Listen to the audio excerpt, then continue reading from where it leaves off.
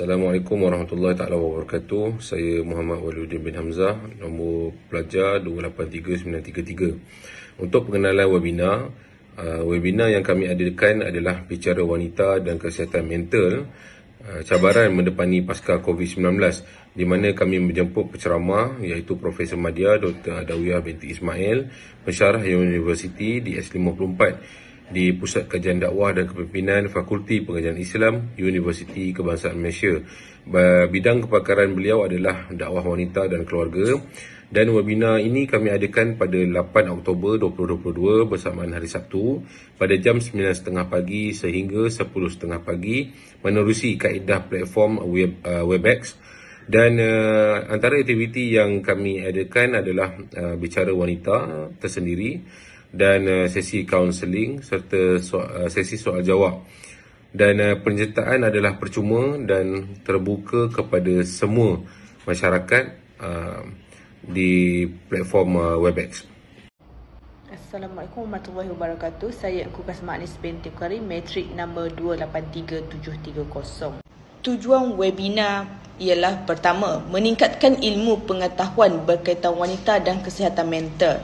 Kedua, meningkatkan taraf kesihatan dalam masyarakat tentang wanita dan kesihatan mental. Ketiga, perkembangan dan isu-isu tentang masalah kesihatan mental dalam golongan wanita. Dan last sekali, meningkatkan pengetahuan mengenai kaedah rawatan terkini tentang permasalahan kesihatan mental bagi golongan wanita. Assalamualaikum, saya Azrul bin Azian, nombor matrik 283722. Saya akan menerangkan mengenai matlamat program. Matlamat program ini diadakan adalah untuk memberi kesedaran kepada wanita mengenai cabaran dan permasalahan yang dihadapi waktu COVID-19. Hai, Assalamualaikum. Saya Khairul Anwar bin Azmi, 284012. Bidang tumpuan. Bidang tumpuan yang disasarkan adalah kepada semua golongan wanita, khususnya wanita yang bekerja, suri rumah tangga dan tidak terkecuali kepada semua golongan penuntut wanita. Tumpuan ini disasarkan kerana mereka juga merupakan tulang belakang bagi sesebuah keluarga serta menjadi salah satu penggerak di dalam sesebuah organisasi. Bagi menghargai serta membantu golongan wanita yang banyak memberikan sumbangan kepada keluarga, masyarakat dan negara, kita semua tidak terlepas daripada masalah kesihatan mental dan perlunya sebuah bicara dan dedikasi bagi menghargai pengorbanan seorang wanita.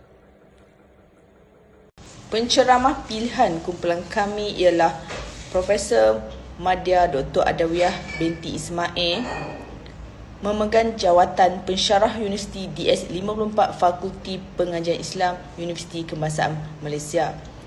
Memiliki kelulusan akademik Sarjana Muda Pengajian Islam dengan kepujian, Sarjana Pengajian Islam di Universiti Kebangsaan Malaysia, kemudian PhD di Universiti Sains Malaysia.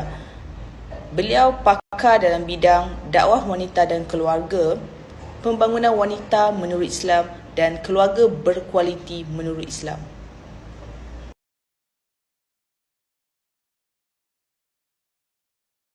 A'udzubillahi minasyaitonirrajim. Bismillahirrahmanirrahim. Assalamualaikum warahmatullahi taala wabarakatuh.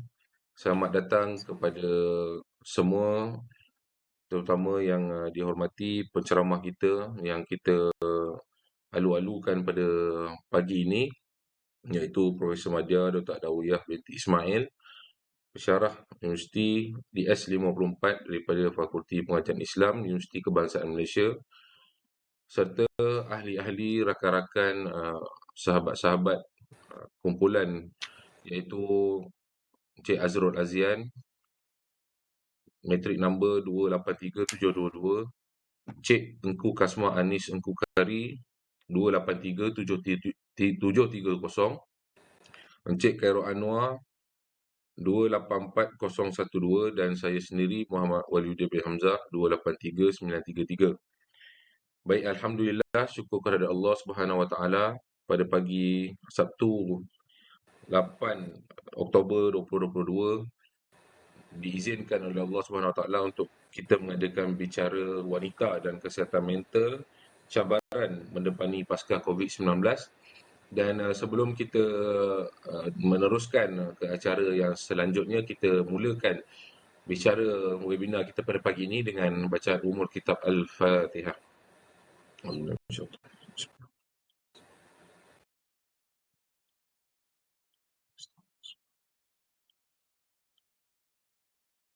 Alhamdulillah.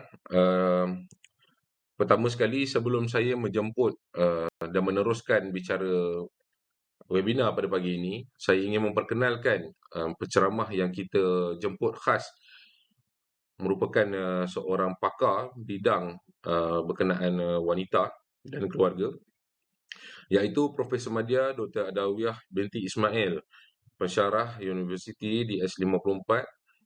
Dalam masa yang sama, beliau juga merupakan penolong dekan Keusahawanan dan Kreativiti, bukan Betul Keusahawanan dan Kreativiti di Fakulti Pengajian Islam Universiti Kebangsaan Malaysia. Beliau mempunyai kelulusan akademik Sarjana Muda Pengajian Islam dengan kepujian dan Sarjana Pengajian Islam di Universiti Kebangsaan Malaysia. Kemudiannya PhD di Universiti Sains Malaysia. Dan bidang kepakaran beliau adalah dakwah wanita dan keluarga, pembangunan wanita menurut Islam, serta keluarga berkualiti menurut Islam. Jadi tanpa melengahkan masa, saya menjemput yang berbahagia Profesor Madya Dr. Adawiyah binti Ismail untuk meneruskan bual bicara webinar kita pada pagi ini. Dipersilakan yang berbahagia Dr. Bismillahirrahmanirrahim. Assalamualaikum warahmatullahi wabarakatuh. Alhamdulillahirabbil alamin wassalatu wassalamu ala asyrafil anbiya'i wal mursalin wa ala alihi wa sahbihi ajma'in. Salam sejahtera. Selamat pagi. Dan terima kasih saya ucapkan kepada Encik Waliuddin selaku moderator bicara wanita dan kesihatan mental.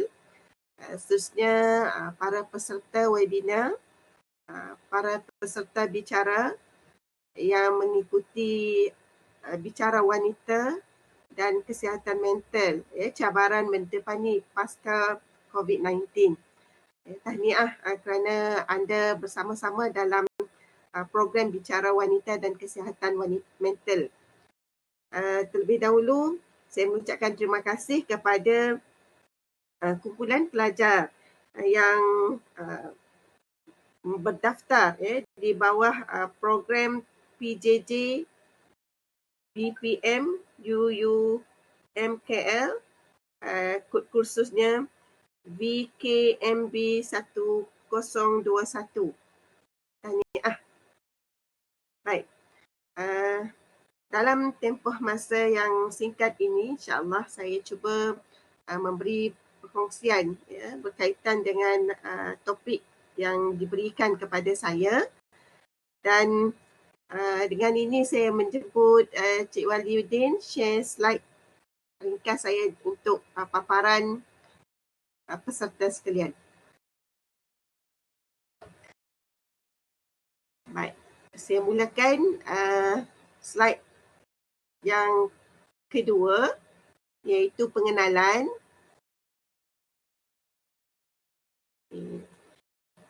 Kita sedia maklumlah sepanjang tempoh pandemik COVID-19 yang melanda seluruh dunia, negara Malaysia juga turut terlibat mengharungi keadaan luar biasa pada ketika itu, yang mana ia telah pun meragut jutaan insan yang ada di atas muka bumi ini, di dunia ini. Pada masa yang sama, kalau kita ingat beberapa pengumuman oleh Perdana Menteri, dan pada tempoh tersebutlah kita kira hampir 2 ke 3 tahun ketika itu, jumlah jangkitan wabak COVID-19 ni trend dia semakin meningkat dan menggusarkan kita semua rakyat Malaysia, tak kira jantina, tak kira peringkat umur dan latar belakang. Daripada keadaan pandemik yang kita semua rakyat Malaysia ini diberi arahan oleh kerajaan melalui Perdana Menteri kita supaya bekerja dari rumah. Kalau kita ingatlah kan, dari semasa ke semasa kita diminta untuk bekerja dari rumah untuk mengelakkan jangkitan COVID-19 ini. Maknanya kalau dari sudut agama Islam itu adalah untuk memelihara nyawa, daripada perkara PKP, Perintah Kawalan Pandemik, sehinggalah satu tempoh di saat sebelum pengumuman endemik itu, antara kesan yang dialami oleh rakyat Malaysia, kesannya dari sudut kekeluargaan, pekerjaan, pendidikan, psikologi, ekonomi, sosial dan sebagainya. Banyak lagi aspek yang dialami kesannya itu terhadap rakyat Malaysia, dan di sini juga wanita antara golongan yang turut terkesan dalam situasinya, baik mereka sebagai pekerja ataupun mereka yang tidak bekerja. Kalau sebut pekerja ni kebiasaannya di pejabat, tiba-tiba mereka bekerja di rumah, work from home.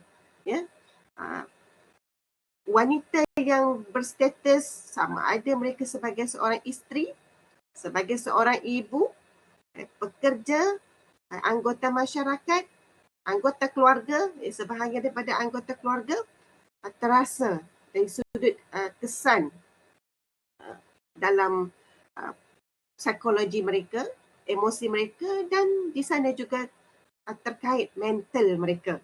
Mentalnya. Baik, saya teruskan dengan slide yang kedua. Next. Okey.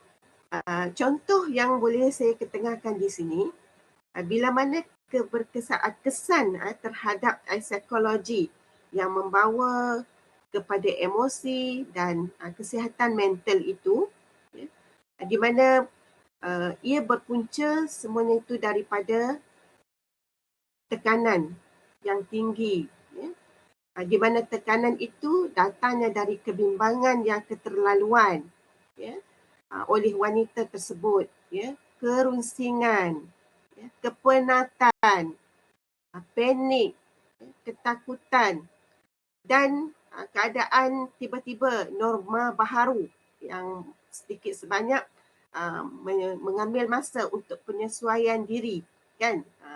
Dan nak keluar pun dalam keadaan mereka keluar bila mana perlu sahaja, dan ada peraturan-peraturan di setiap lokasi mereka berada perlu dipatuhi. Ini sikit sebanyak menjadikan wanita itu dia tidak stabil dari sudut diri dia dalam menguruskan dirinya sendiri. Dia sebagai seorang wanita bergelar ibu ataupun isteri ataupun pekerja, dan diri dia dengan keluarga serta diri dia dengan masyarakat. Sebab apa? Sudah berlaku kelainan perkara biasa rutin hariannya itu dengan mendepani perkara-perkara baharu dalam kehidupannya. Dan kita pun tahu dalam kehidupan seharian kita, tak kiralah lelaki ataupun wanita, ingin mencapai kejayaan, ingin mencapai kesejahteraan, ingin mencapai kebahagiaan dalam kehidupan kita, dalam diri kita. Namun biasalah, dalam sepanjang kehidupan itu ada ujiannya, ada cubaannya, ada permasalahannya yang dipaksa ke untuk hadapinya, dan ini menuntut wanita mengurus dengan baik. Seterusnya, apa yang memberi perhatian kita juga di sini selain daripada fasa endemik, kerana adanya fasa endemik. Next slide. Ya. Baik, bila mana fasa endemik COVID-19, ini cabaran juga kepada wanita. Ketika mana fasa pandemik dahulu, mungkin perbelanjaan mereka tinggi dan cabaran mereka juga bagaimana untuk dari sudut keuangan ataupun ekonomi mereka dalam rumah tangga perlu kepada penyimpanan semula keuangan untuk perbelanjaan, kan, perlu kepada penjimatan dalam berbelanja seharian. Tambahan pula hari ini keadaan harga barang yang meningkat. Jadi di situ mungkin penjimatan dari sudut sebelum ni pembelian makanan di luar, cuba memasak di rumah pula. Dapat makanan yang sihat, makanan yang bersih, makanan yang berkhasiat. Okey, dari segi keluarga pula, cuba bina hubungan keluarga yang baik kerana sebelum ini mungkin keadaan mereka tertekan, tidak boleh ziarah ibu ayah, keluarga yang dah lain lagi. Maka ziarahlah dalam keadaan dah fasa endemik ini, ziarah supaya timbul balik aura-aura yang positif, hubungan silaturahim, insya-Allah doa antara satu sama lain. Seterusnya ialah emosi. Emosi mereka cubalah hadapi setiap situasi yang mereka rasakan itu adalah cabaran, ujian dalam kehidupan dengan fikiran yang positif dan langkah yang positif.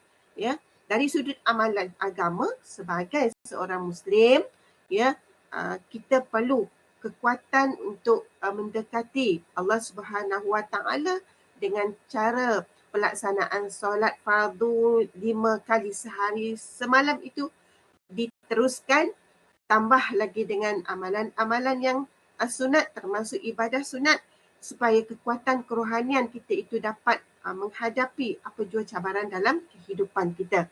Bahkan dengan hubungan kita dengan Allah Subhanahu Wa Taala itu dapat menjadikan hati kita tenang, fikiran kita tenang, jiwa kita tenang dan kita boleh laluinya dengan baik apa-apa situasi cabaran yang kita berada di hadapan kita. Dari sudut sosial juga, kalau boleh hari ini keterlibatan kita dengan komuniti. Buatlah apa-apa aktiviti dengan rakan sekerja bila mana kita dah boleh bekerja di tempat kerja. Buat apa-apa aktiviti, family day ke, apalah, makan-makan bersama ke, sebab itu dapat menghilangkan kita kata ketegangan ataupun keadaan sebelum ni, kemurungan kita kerana tidak boleh berinteraksi dan bersosial. Maka inilah antaranya. Yang seterusnya, bila mana dah boleh merentas negara, adakan aktiviti lawatan, melancong, nak pergi umrah ke, dan sekian-sekian tempat yang terpilih memberi manfaat kepada kehidupan wanita itu sendiri.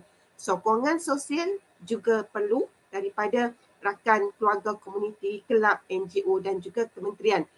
Untuk perkara-perkara yang berkaitan ini, mendapatkan kesihatan mental jika ada ujian dan cabaran bagi wanita dari aspek psikologinya juga, mentalnya, emosinya, jumpalah pakar kesihatan, kaunselor, cuba berkawan dengan ramai orang, jangan bersendirian, buat laporan ataupun aduan jika kita dalam keadaan yang bermasalah pada diri kita sendiri, kenali simptom mental yang tidak sihat, cuba kreatifkan kehidupan kita, langkah kita, aktiviti kita seharian, buat sesuatu yang mengembirakan dan katakan apa, yang itu adalah hobi kita, menjadi satu aura, boleh mendatangkan aura positif dan kita sentiasa segar, seperti bercucuk tanam, sayur-sayuran, pokok, bunga dan sebagainya lagi.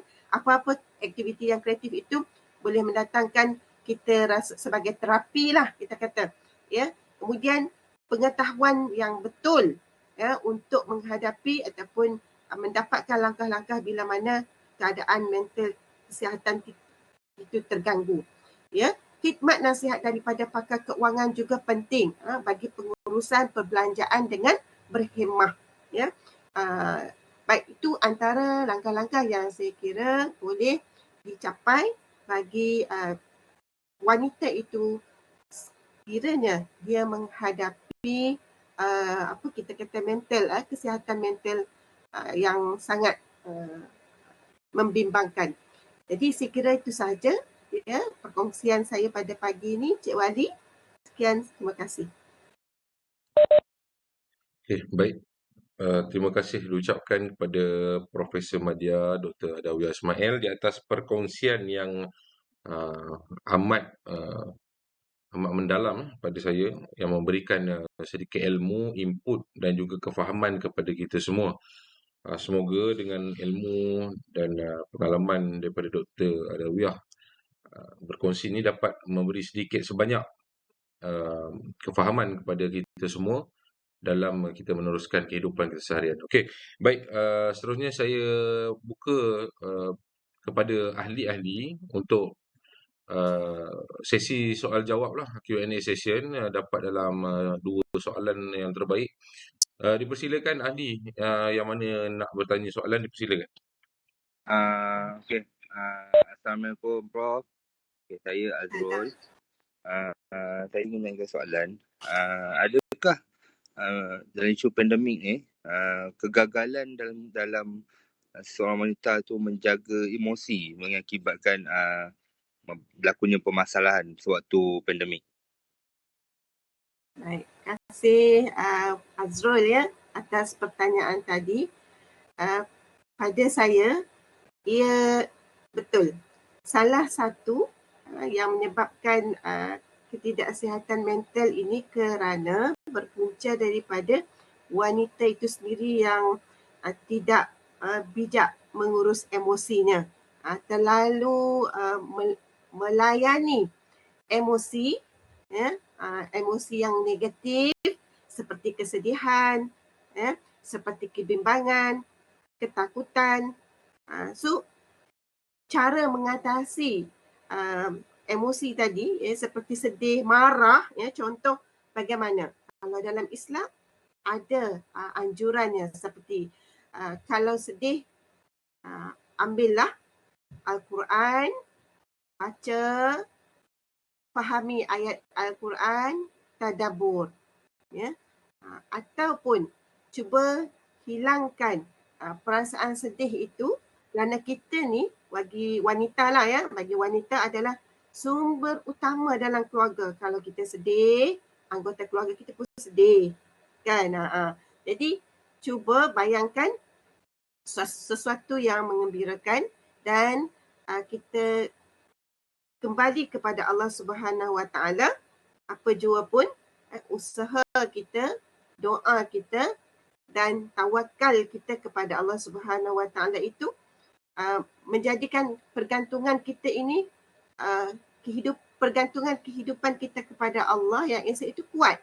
Bila kita rasa adanya Allah, dia akan melindungi kita, menjaga kita, ya, memelihara kita. Dan baca doa juga. Ada doa untuk menghilangkan perasaan sedih. Ada Rasulullah SAW, dia membimbing sahabat supaya berdoa untuk menghindari daripada sifat kesedihan, ya, sifat marah, kan? Okey, itu saja. Terima kasih. Terima kasih Prof. Okey, baik. Terima kasih diucapkan kepada penceramah kita, Profesor Madya Dr. Adawiyah Ismail, di atas segala jawapan kepada setiap persoalan yang diajukan. Dengan berakhirnya sesi soal jawab tadi, maka berakhirlah bicara webinar kita, iaitu bicara webinar wanita dan kesihatan mental, cabaran mendepani pasca COVID-19 pada pagi yang bahagia ini. Jadi kita akhiri majlis kita dengan bacaan surah Al-As, dan saya ucapkan ribuan terima kasih dan Assalamualaikum warahmatullahi taala wabarakatuh.